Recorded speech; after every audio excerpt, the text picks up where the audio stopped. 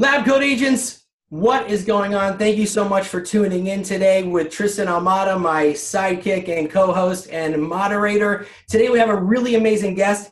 His name is Mark J. Kohler. You might know him because he's a best-selling author, national speaker, radio show host, writer, and video personality for Entrepreneur.com. His live videos get hundreds of thousands of views on Facebook every single day, and lately he's been really driving home the new tax reform. Today we're going to talk to him about how it's going to impact the housing market, how realtors as small business owners are going to feel the heat or not feel the heat. Maybe it's going to help them. We're going to talk about how property taxes are going to be affected by this. There's a lot of things we can talk about. We're going to try to cram it into 35 minutes. Anyway, Mark, thank you so much for being here with Lab Coats. We had a little technical difficulty and we apologize, but we're happy to be here and to talk to you. And I'm sure there's going to be some awesome information over the next half an hour. Thanks for having me, Tristan, Nick. Glad to be here. It's an honor. Awesome. We're happy too. All right, let's get to it. First question, Nick. Man. You go ahead. You kick it off. I'm still sharing into the group. But Mark, the biggest question we have as real estate agents, because some of our clients are asking us, is this exclusion of gain on the sale of a principal residence. Can you touch on this and how you think it's going to affect possible owners in maybe not selling as quickly or having to go back into their homes a longer time before they sell? What are you thinking here? Well, I like that you threw me a myth right off the bat. I like how you placed that because you threw me a softball. Maybe you're testing my knowledge on the Tax Reform Act. Of course, all of you realtors out there, please know there is no change to the sale of home exemption. The House was screwing around with it. The Senate kept it. So there is no change. It's still the normal rule. Living at 2 out of 5, you're golden. So 250 grand single, 500 grand married.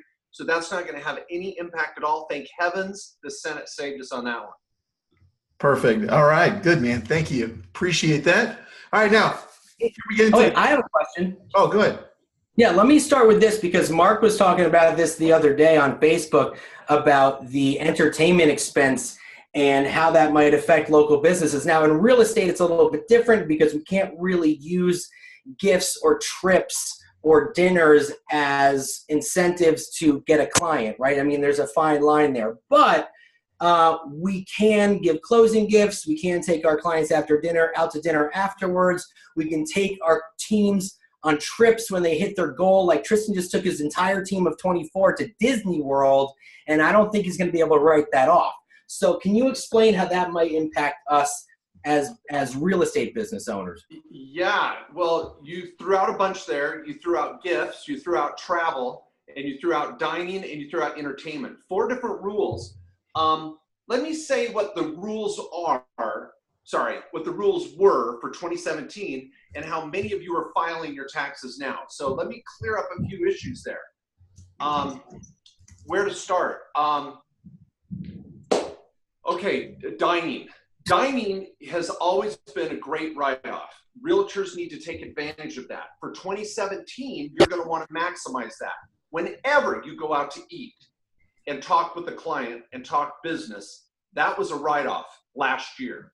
Whenever you go out with your staff, whenever you go out with your partners, whenever you go out with a potential client and talk over a meal, that's a write-off for 2017. In 2018, that got majorly changed. So just talking about dining and the tax professionals out there, and this is a big deal. There's a lot of good in the tax reform bill, but there's a major poison pill, and that is entertainment and dining. And so dining, guys, right now, there's arguments, and we're waiting to see a little bit more clarity on trying to find some loopholes for this. But right now, plan on it for 2018, no write-off for taking someone out to eat. That's gone. Major deal. And for realtors, that's a big impact. I mean, you're taking a lot of people out. Dining has always been a healthy line item on the tax return. Now, I could break down dining into 3 or 4 pieces and parts. There's a lot there on what is still a write-off potentially and what's not. But to answer your question right off the bat, Tristan, that's the change in dining. now I could get into the entertainment and travel and gifts you threw out if you want. Yeah, if you could do that, that'd be fantastic, because gift giving to clients is a big topic that we talk about. Yeah. Okay. So now, again, folks, if you're watching this, thank you. And this is important, and I'm grateful you're here. I'm a glass half full kind of guy, and so I try to also emphasize the good. And there is a lot of good with this tax reform bill, and it's going to help you out as realtors. We'll come to that in a minute, but we're taking our medicine first here on this webinar, and we're hitting the bad stuff. Gifts are a very difficult deduction. They're limited to $25 out of pocket, period. Now, a lot of realtors will try to disguise their gifts as marketing and advertising. Just buckle up, have good receipts and a good argument and a good CPA that's cool with that. It's a tough sell.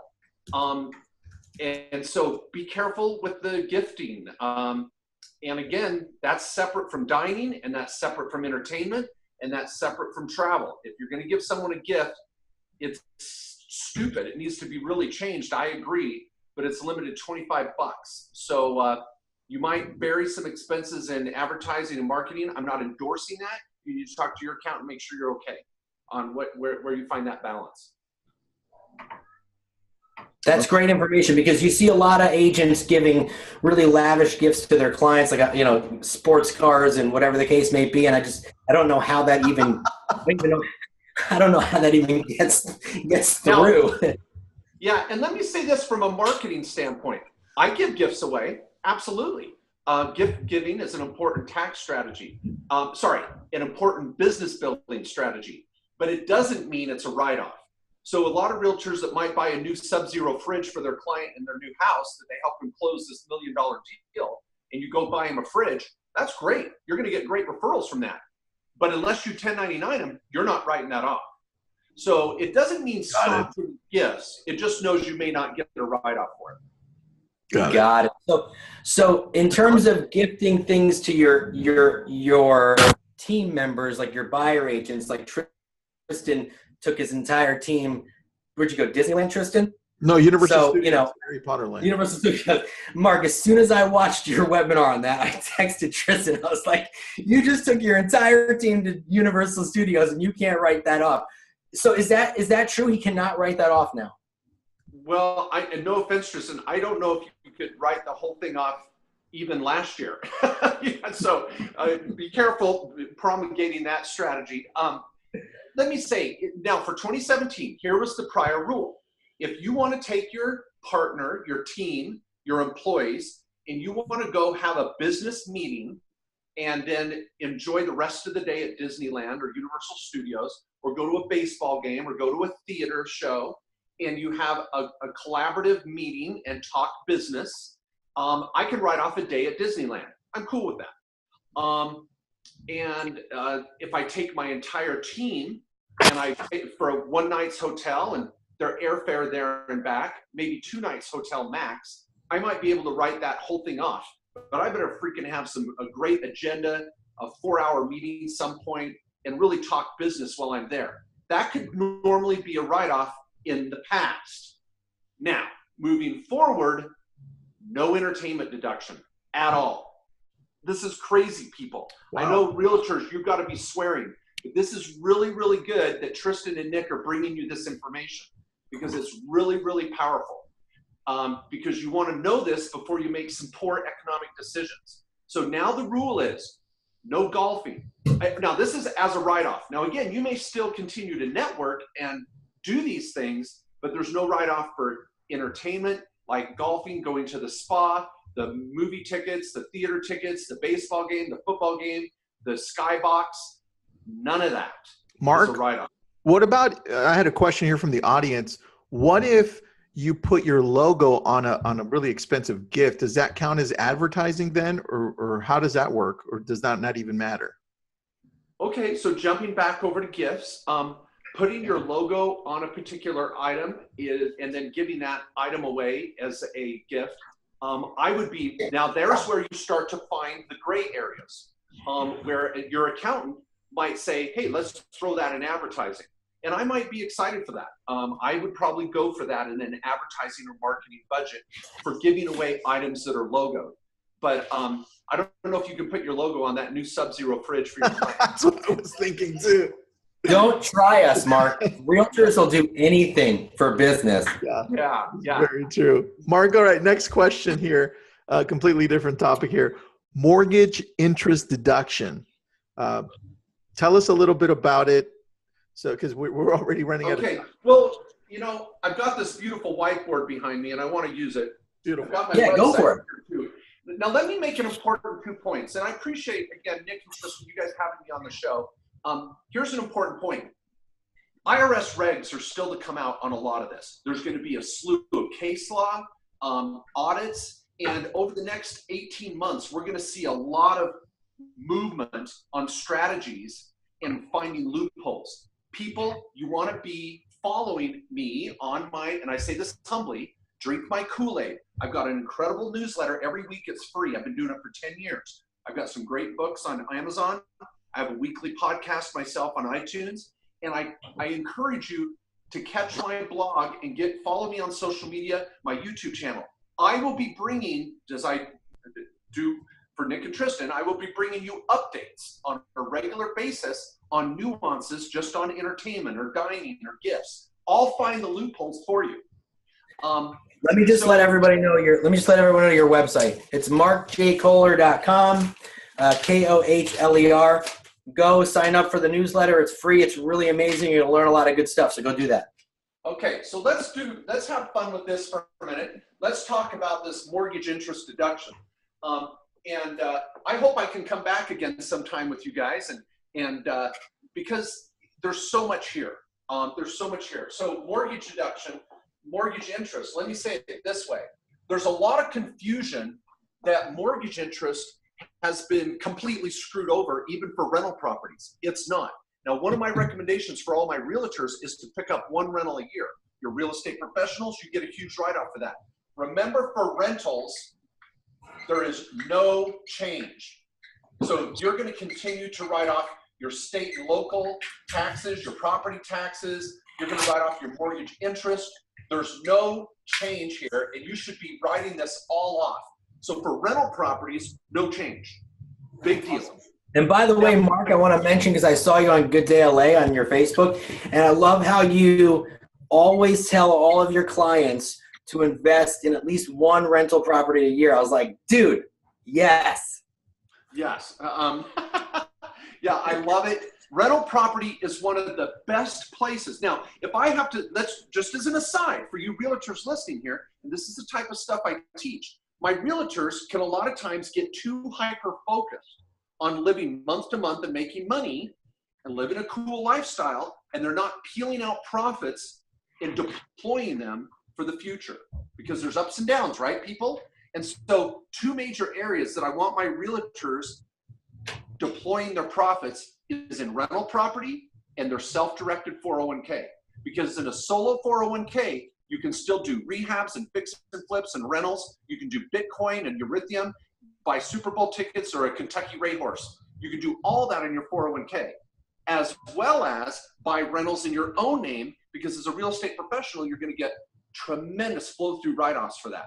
So realtors, as these guys point out, you want to be thinking rental property, and so bring it back. Sorry, guys, I get off on tangents. No, that was my fault. No, you're good. Okay, on the personal residence, this is a big deal. The interest deduction is now limited, and it's limited to, now there's two issues here.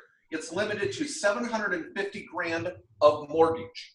So if you have a larger mortgage than $750,000, or a second or a third, you can't write off the interest above $750,000.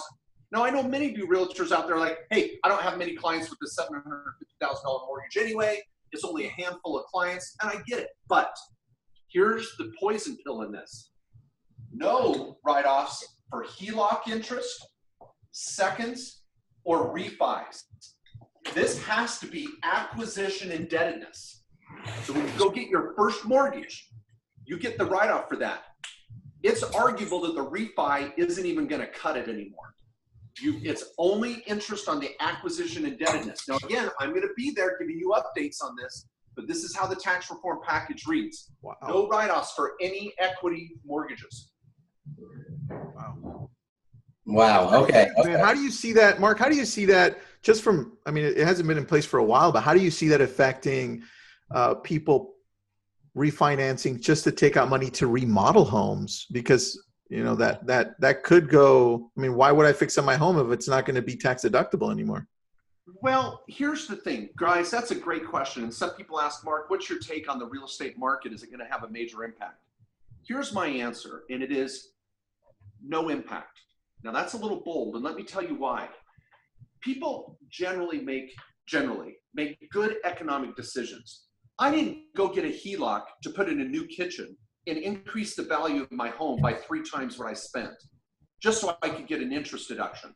It was a nice perk, but I made a good economic decision to put 25 grand in my kitchen so my home went up by 50 grand in value. That's a good economic decision.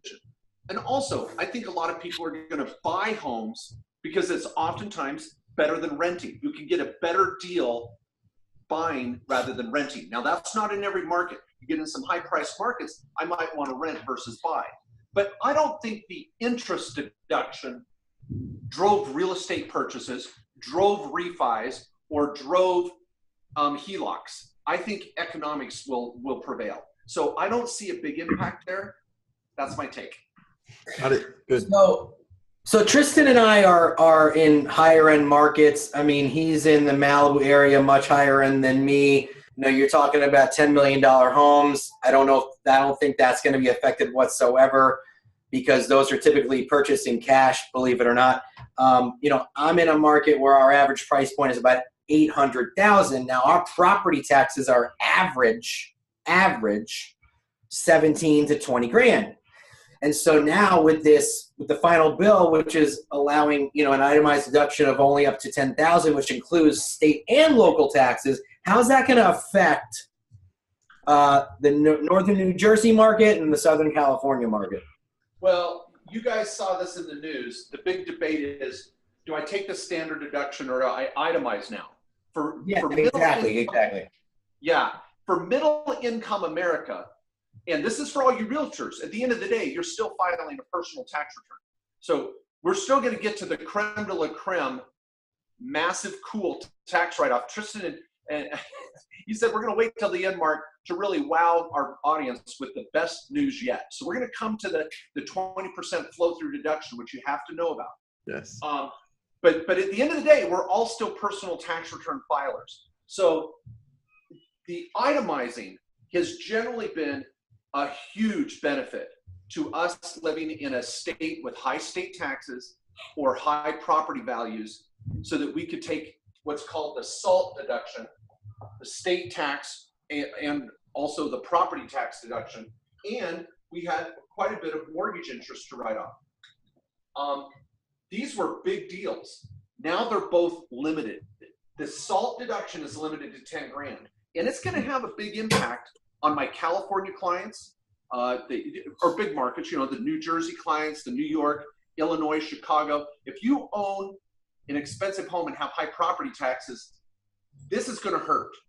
Now, if you're a small business owner, like you, my realtors, we're going to see some offsetting benefits on the business side.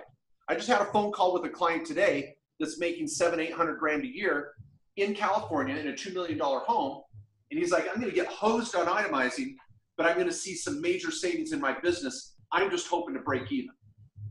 So the W-2 wage earner out there is going to get hurt a lot more than the realtor. I think you realtors, even in a New Jersey or California market, you're going to have something to hang your hat on. Now, can I say one more thing, guys? Yeah, do.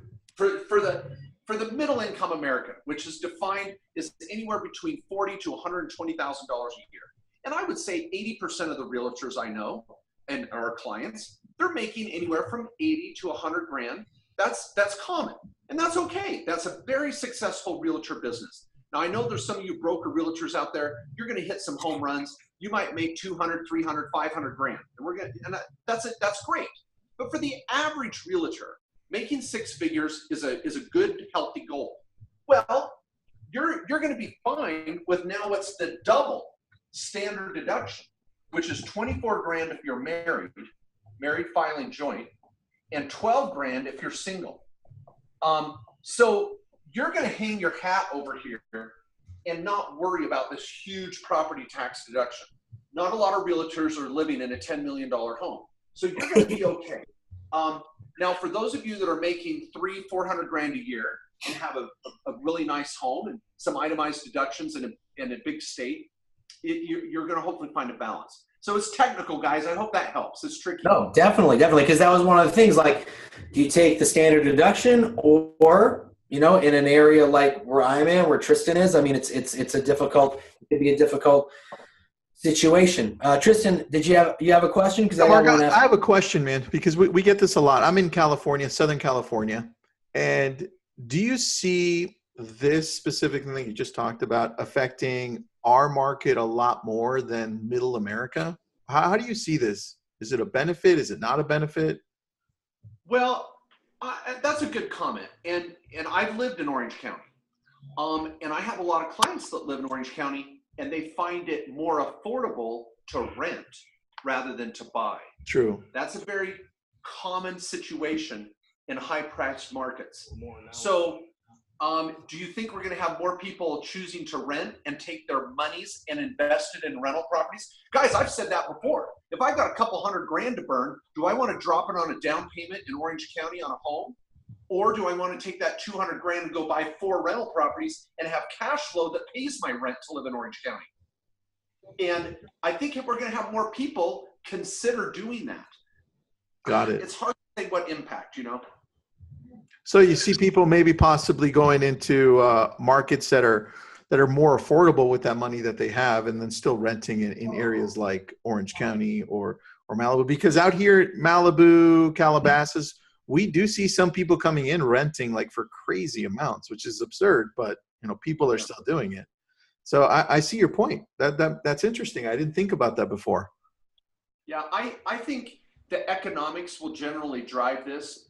If you're the people that are coming into Malibu and buying a home, they're usually going to be AMT, alternative minimum taxed. They're going to be out the door. They're going to phase out of a lot of write-offs. They don't care about this. They're, you know, generally speaking, they're one percenters. They're out there in the top 5%, even arguably in the echelon of America. So, but for us, you know, the bulk of America, middle income wage earners, and a realtor that's doing well, making even a couple $100 grand a year, we're going to want to maximize your write-offs, get this pass-through deduction, and I think you're going to choose what's economically best for you. It may be renting versus buying. Look at that, guys. Let me say this important phrase. Don't let the tax tail wag the dog. Be better than that. Look at the economics of driving an expensive car versus a more moderately priced car. What is getting me better gas mileage versus not better gas mileage? Let's think economically, people, rather than letting tax decisions force us to make a dumb economic decision.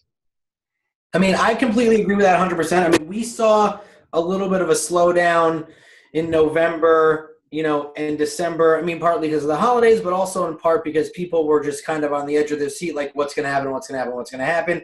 I had a couple $1 million buyers decide to wait it out because they weren't sure. They just heard things. And now that we know what's going to happen, look, at the end of the day, people still want to own their own home. There's more personal reasons than there are tax reasons to own a property. And at the end of the day, real estate's still the best investment in there. It's cyclical. The value is going to go down, but then it's going to come back up. I mean, it always happens. And real estate's still a great investment no matter how you look at it. Can we just talk about something that's kind of cool about the, you know, we fall into the personal service business, and I love that video you did a couple weeks ago about this, about how realtors can now deduct 20% off the bottom line after their income, right? But there's a catch. There's a certain income that goes up to. So we can talk about how that's going to affect us. Yes. Now this is a big deal, and this is probably the climax of this video, because this is a big, this is the main event. This is awesome. a big deal because all of you out there as realtors, this is what the business-friendly portion of the Tax Reform Act is all about. Because you said, well, I thought this was friendly to business. Mark, you haven't said anything friendly yet. Well, here it is. Let's compare, and I want to put this in perspective because a lot of you realtors always have something going on the side. Whether you're doing a rehab or a fix and flip, you might also have some rental property. So we got to look this in two ways. Let's compare the basic realtor income to rehab income. Because a good realtor might always have a good little rehab going on the side. Yeah. And we want to keep that in mind. So let's say, here's the general rule, and then we'll try to put some numbers to it. When you're making money as a realtor or rehab income, your number one strategy is to have an S corporation. And the reason being is, in fact, let's just go there for a quick minute because it builds the foundation here. If you're just a plain old realtor and you've got 150 grand of gross commissions and you've got 50 grand in expense right off everything under the sun, and you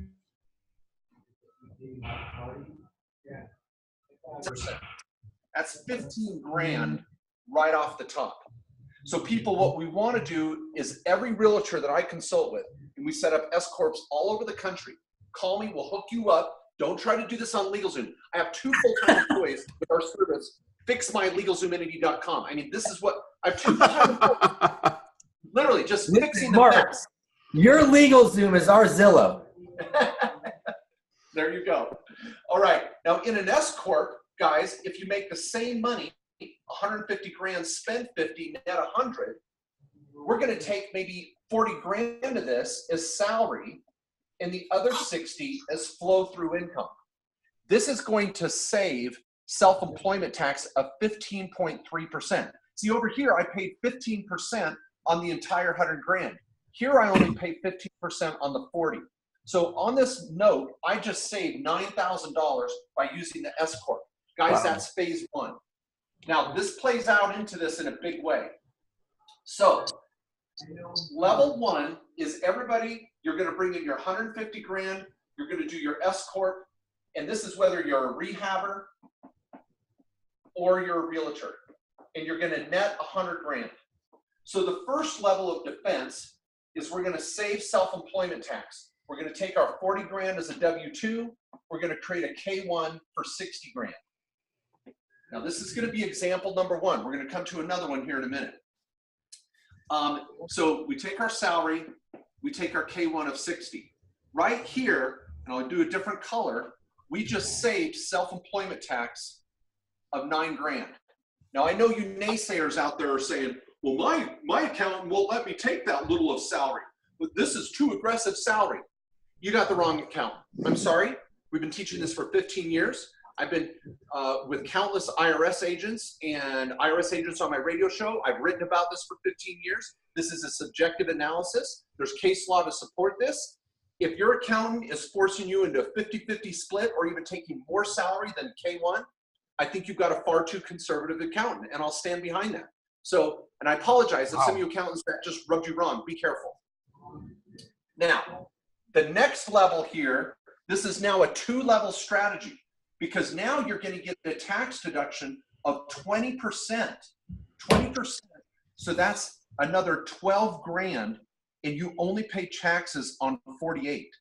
So this is a big deal. You just got a write-off of $12,000 right off the bottom. And this is the new tax reform legislation. Now, you would say, well, Mark, I thought that realtors got the short end of the stick. Their personal service. The 20% does not phase out on rehab revenue. This is construction, rehab, fix and flip. But as a realtor, for the personal services of getting that 1099, this phases out. When your K-1 is greater than 147 single or 314 married filing joint, it starts to phase out. At exactly 200, well, I shouldn't say exactly, at approximately 200 grand, it's about 205. At approximately 200 grand, or married filing joint 400 grand, there is no deduction at all. Now, this is a big deal. And as a realtor, you got to be aware of this. Because if your AGI is 400, you've got a problem. So we want to try to play with this. And I've got some articles coming out and more videos where realtors will say, well, I'll go sole proprietorship and get no write-off at all. But this is important, folks. The phase out, now this is important. The phase out is based on the net, not the salary and the net combined. So we might increase your salary a little bit to keep the phase out down, and then you just got a deduction of 20% of the net or 50% of your salary, which whatever is less. Oh, wow. Now, this is a short video, and Nick and Tristan, I am so grateful to be here, but I'm going to be talking more about this and finding that sweet spot. In fact, can I show one more diagram, guys? This is okay? Yeah, go for it, man. Okay, we got a few minutes for you. What I've been teaching for years, is that we want to find, and I call this the Kohler payroll matrix. And you can find this on YouTube and get out there. It's in my books. Get to my website, blog it, blah. Okay, the more money, okay, let's do this. What I want to find is the sweet spot for your payroll. So if this is your income, starting at 0, going to 400 grand, and this is your payroll, and this is a percentage of your payroll, this is 0, and this is 100%. The more your income goes up, the less your payroll is as a percentage. So if I make 100 grand, I might take payroll of 33%. So that means that my 100 grand might be 36 grand W-2 and 64 K1. See that? So this split has been there.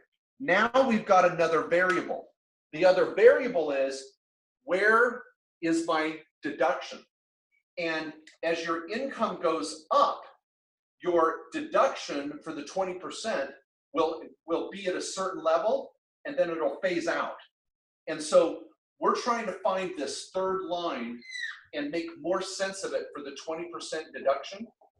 And I will be teaching that more. I'll be back hopefully on the show with you guys, and we'll find that balance. But guys, in summary, this is why you want a tax advisor.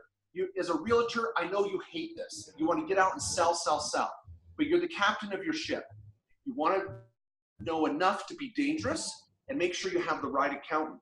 So opening my newsletter once a week, listening to the podcast while you're driving, following Tristan and Nick, and understanding what the rules are for tax purposes can save you thousands, if not hundreds of thousands of dollars. Perfect. Mark? Well, it's interesting. Well, I was going to say, it's interesting, that we were talking about this because so many agents, and this is something we talk about a lot in lab coat agents, there's a lot of agents out there that don't treat their real estate business like an actual business. I mean, there are 2 million of us with small businesses, and a good amount are not treating them as such, and so there's an 87% failure rate after 5 years in real estate. But this is really important information, and it's kind of like some of this is a silver lining for us, making under $157,000 a year, which is a good portion of agents. Unfortunately, Tristan and I are priced out of that, but there's a good amount of agents out there that can take real advantage of the diagram and the information that you just shared with us. So it's great to end it on a really high note. So, Mark, anything you want to add at the end now? We've got 2 minutes for you. Oh, well, thanks so much for having me. And I guess what I would say is that this new tax reform package, in general, is going to save Americans, 80% of Americans, some tax. But if you're a small business owner, which means you're a realtor, you're going to even see more benefits. But let's use those benefits wisely. Let's go out and take more profit rather to buy a BMW or get a lease on a new sexy car or take a trip. Let's take that money and let's fund another real estate rental. Let's fund our 401k for the year, and then take that 401k and buy another rental or get a rehab going inside our retirement account. Let's self-direct. Let's do what Wall Street isn't telling you to do. Wall Street wants you to put a little pittance in the Wall Street machine and hope for Social Security some days. Guys, my successful realtors rely on a fat 401k with real estate in it and rentals in their own name, and they're living large. So we need to be thinking 5-10 years out and use this tax reform legislation to really boost our overall financial plan. And if that's the bigger message, that I think we need to be longer term thinking. And I hope that some of you can take that to heart. It really does change lives. Appreciate Hey, it, Mark. Thank you so much, man. I got one more quick question, Mark, and every realtor on the planet is wondering this because we all love to go to conferences. Can we write off conferences, Mark? Can we do that? Yes. Now, let me say this. Now, this is the new rule. You can write off, if you're going to go to a conference, so a realtor convention, let's say, or you want to go to Mark Kohler's, one of my 5 fall workshops. I hold one in Hawaii, Chicago, Sacramento. Oh, we want to go to Hawaii, Tristan. Yeah. Yeah. I really don't want to go to Hawaii either. I do it for you. I hold the conference. It's a bear. I got to do it. Sometimes you have to. Yeah, I do. And call me a giver. Call me a giver. But anyway, here's the thing. Wherever your conference is going to be, you can write off your airfare to get there, and you can write off your hotel, the cost of the conference. The big variable, is how much of the meals are you going to be able to write off? Is the per diem federal meal rate still going to apply for travel, for business? I believe it is. But the problem is, what happens if I go out to dinner that night and spend more than the per diem and I'm out with someone? That's going to be a variable we're going to have to really figure out. Also, when you're at that conference, you can't write off going jet skiing with a contact or a client, or go to Disneyland and write that off. Those write-offs are going to be gone. So cost of business just went up, but hopefully you're going to see some flow-through benefit on the back end to help negate the problems. Awesome. So I think what we're going to have to do is, I was going to say, website. Your website is markjkohler.com, just in case anybody missed that. Visit him. He's got his radio show on there, some great recordings available, webinars, his book, and all of his events. And anything else I'm missing, Mark? No, I appreciate it, guys. Thank you. There's a free ebook on top 10 strategies for small business owners, and sign up for the newsletter. Yes, that'd be great. And I promise to keep you posted on these important tips. Awesome, man. Awesome, man. You just cleared up a lot of misconceptions for us, buddy. We appreciate it. All right. Thank you so much for having me. I really, really appreciate it. Thanks, Mark. Thanks, man. Have an awesome day. Have a great day, buddy. Woo! All right. We ended it. Okay, don't stop. Hey, you guys still there? Yeah, I'm still here. I think Nick left, though. Oh, okay. I'll send him a text. Tristan, I'm sorry. I just had a very stressful day, and the technical problems really threw me for a loop. I apologize. Dude, don't even worry about it, bro. It turned out to be really, really good. We had a lot of great feedback. What we're going to do is we're going to sponsor it, too. So it's going to be we're going to boost it through Ads Manager. So we're going to get thousands of views on this. It should be pretty awesome, bro. We're going to edit it out so we have a really good portion of it and just drive people to your site. Thank you so much for your time, man. Well, thank you. And as you see some notes of new blog articles or videos I shoot on these are important issues we'll want to follow. So when you want to have me, kind of as a follow-up, maybe 4 or 6 months from now, let me know. I'd love to be there. That would be awesome. Bet some of these. Awesome, man. Thank you so much. I appreciate it, Mark. Have a great day, bud. You too. Bye. Thanks.